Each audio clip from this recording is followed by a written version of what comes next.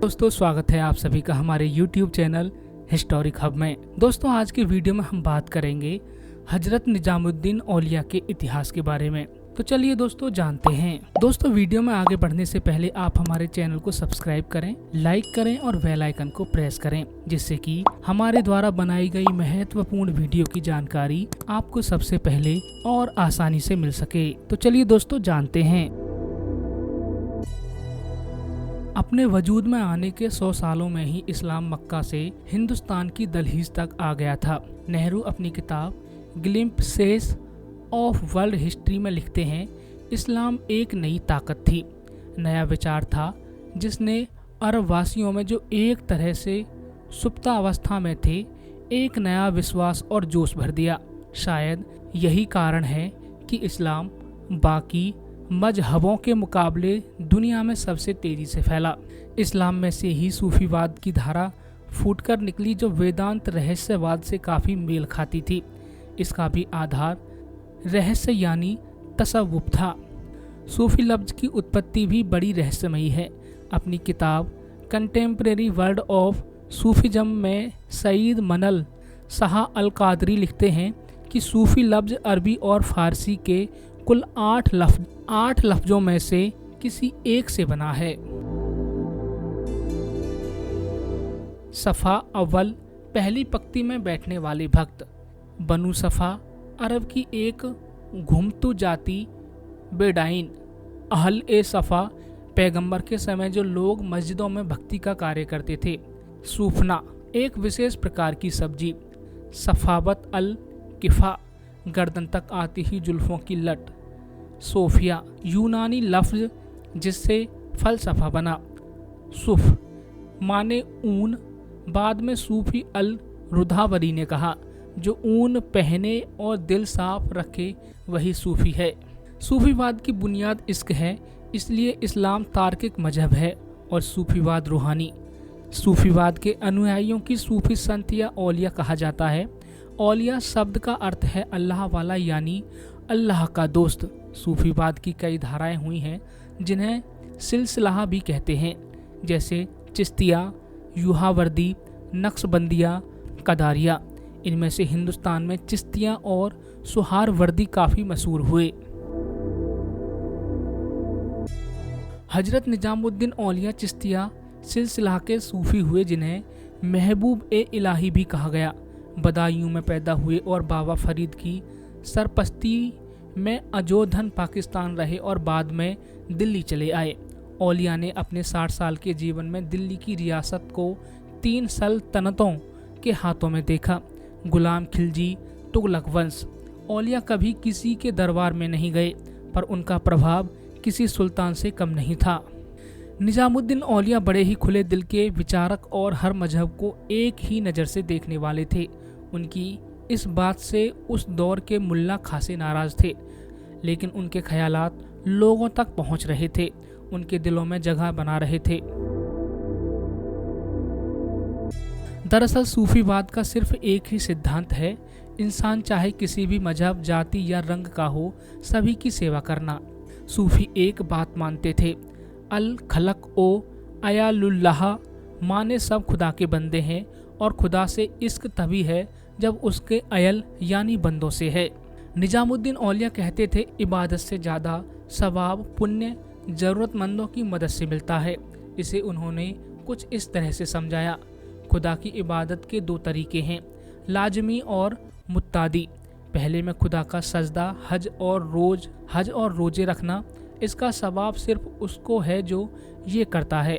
मुताद्दी है दूसरों की मदद, लोगों से मोहब्बत, खुलूस और ईमानदारी से काम करने वाला। मुताद्दी के सवाब कभी खत्म नहीं होते। फवेद अल फुआद में उन्होंने बयान किया है कि पैगंबर इब्राहिम ने एक बार फिर किसी काफिर के साथ खाना बांटने से परहेज किया, तब अल्लाह की आवाज़ आई, मुझे इसे जिंदगी देने में गुरेज नहीं था, तुम्हें खाना बांटने में क्यों है। वे अक्सर बगदाद के शेख जुनैद का बयान लोगों के बीच रखते थे, जिन्होंने कहा था, मदीना की गलियों में मुझे खुदा गरीबों के बीच ही मिला है। एक बार किसी ने उनसे पूछा कि खुदा तक जाने का रास्ता कौन सा है, तो उन्होंने शेख अबू सैद अबुल खैर की बात दोहराई थी, जितने रेसों से ये जिस्म बना है, खुदा तक जाने के उतने रास्ते हैं, पर सबसे छोटा रास्ता वो है जो इंसान के दिलों को खुशी देता है। मैंने अब तक यही किया है और मेरी सलाह है तुम भी ऐसा ही करो। एक बड़ा दिलचस्प किस्सा है जो उनके ख्यालातों की गवाही देता है। एक बार जब वो अपने खानकाह निवास स्थान की छत पर अमीर खुसरो के साथ टहल रहे थे, उसी समय कुछ नागा साधु वहां से गाते बजाते हुए यमुना नदी की तरफ जा रहे थे। उन्हें देखकर औलिया इतने अभिभूत हुए कि तुरंत ही एक शेर पढ़ दिया, हर कौम रास्ते राहे दीन ओ किबला गाहे, हर मजहब को अपने अपने मक्का जाने का रास्ता साफ है। अमीर खुसरो ने उस शेर को कुछ इस तरह पूरा किया, मन किबला रासत कर दम बार सिम्स कुछ कुलाहे। मैं तो अपना सारा ध्यान उस तिरछी टोपी वाले निजामुद्दीन औलिया में ही लगाता हूँ। अब बरानी ने लिखा है कि निजामुद्दीन औलिया का समाज पर इतना असर था कि उनके कहने से दिल्ली में अपराध कम हो गए थे। उन्होंने हमेशा माना कि कयामत के दिन यह हिसाब जरूर होगा कि तुमने अपनी रोजी कैसे कमाई। अगरचे गलत रास्ते का अख्तियार किया है तो खुदा सजा जरूर देगा। हजरत निजामुद्दीन को अमीर खुसरो से बेहद लगाव था और उन दोनों का मिलना भी एक कमाल का किस्सा है। यूं हुआ कि जब खुसरो औलिया की खानकाह पर आए तो अंदर आने से पहले एक शेर लिखकर उन्होंने औलिया तक भिजवाया। तो या आन साहे के बुर ऐवान ए कसरत, कबूतर गर नसी नद बाज गरदद, गरीब ए मुस्तमंदे बुर दर आमाद बया यद अंदरून या बाज गरदद। हे शाह, तेरे घर की छत पर बैठते ही कबूतर भी बाज बन जाते हैं। मैं गरीब आया हूँ, भीतर आने की इजाज़त है कि चला जाऊँ। इस पर औलिया ने तुरंत लिखकर भेजा, बेया यद अरन अंदरून मर्द ए हकीकत के बा मा याक नफस हमराज गर्दद, अगर अब लय बुवाद आन मर्द ए नादा आ जान रहे कि आमाद बाज गर्दद। अंदर तभी आना जब हम एक दूसरे के हमराज बन जाएं, अगर तुम गवार हो तो भीतर न आना। इसके बाद दोनों का मिलन इतिहास में मिसाल बन गया। उन्होंने एक बार कहा भी था कि मैं कभी कभी सबसे ऊगता जाता हूँ, यहाँ तक कि खुद से भी, पर इस तुर्क अमीर खुसरो से कभी नहीं। खुसरो को उन्होंने तुर्क अल्लाह की पदवी से नवाजा था। निजामुद्दीन औलिया गयातपुर में बसने से पहले कुछ समय के लिए खुसरो के नाना इमाद अल मुल्क रावत की हवेली में रहे और एक समय पर वे पटियाला में भी इसलिए बसना चाहते थे कि वहाँ खुसरो की हवेली भी थी। यहीं से खुसरो का काव्यात्मक जीवन शुरू हुआ। वे कुछ भी लिखते पहले औलिया से दुरुस्त करवाते। खुसरो ने अपने 3 संकलन घुर्रत अल कमाल, वसत अल हयात और निहायत अल कमाल औलिया की नज़र किए और इन सब में उन्होंने खुदा और पैगंबर के बाद औलिया की शान में कसीदे पढ़े हैं। खुसरो ने अपनी किताब लैला मजनू में उनकी शान में लिखा है, औलिया अपनी खानकाह में किसी राजा से कम हैसियत नहीं रखते। वे इस जमी पर मोहब्बत का आसमां है, एक ऐसा सुल्तान जिसके सर पर न तो ताज है न कोई राज, पर सुल्तान भी जिसके पैरों की धूल अपने जवी माथे पर लगाते हैं। खुदा करे कि उन्हें जन्नत में सबसे ऊंची जगह मिले और खुसरो उनका नौकर बना रहे।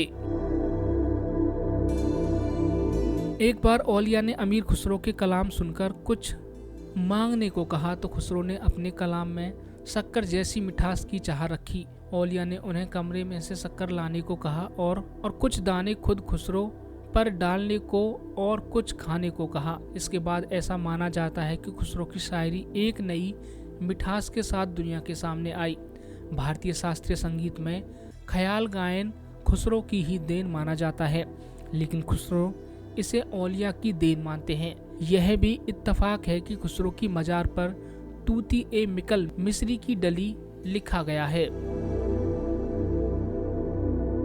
खुसरो के कितने ही कलाम हैं जिनमें औलिया का जिक्र होता है। नंबर 1, खुसरो निजाम के बल जाए हो, मोए सुहागन की ना रे मोसए के, आज रंग है मोरे ख्वाजा के घर आज रंग है, मोरा जोबना नवेलरा भयो हे गुलाल, कैसे घर दिन ही बकस मोरी लाल, निजामुद्दीन औलिया का कोई समझाए, ज्यों ज्यों मनाऊं वो तो रूसो ही जाए। 3 अप्रैल सन 1925 को निजामुद्दीन औलिया का इंतकाल हो गया। उस वक्त खुसरो बंगाल में थे। वे बदहवास से दिल्ली पहुंचे और शेख की मजार से लिपटकर रोए और कहा, मैं इस राजा के मरने का गम करूं या अब खुद को दुनिया से जाने का गम मनाऊं। खुसरो का शेर उनके औलिया से बिछड़ने का गम कुछ यूं बयां करता है, गोरी सोवे सेज पर मुख पर डारे केस, चल खुसरो घर आपने सांझ भई चहुदेस। औलिया के जाने के 6 महीने बाद ही खुसरो ने भी अपने प्राण छोड़ दिए। उन्हें औलिया की मजार के पास ही दफन कर दिया गया। साथ ही दफन कर दिए वे खत जो उन्होंने एक दूसरे के लिए लिखे थे। तो दोस्तों, आज के वीडियो में बस इतना ही। ऐसी ही और महत्वपूर्ण जानकारियों के लिए लाइक, सब्सक्राइब और शेयर करना ना भूलें। Historic hub.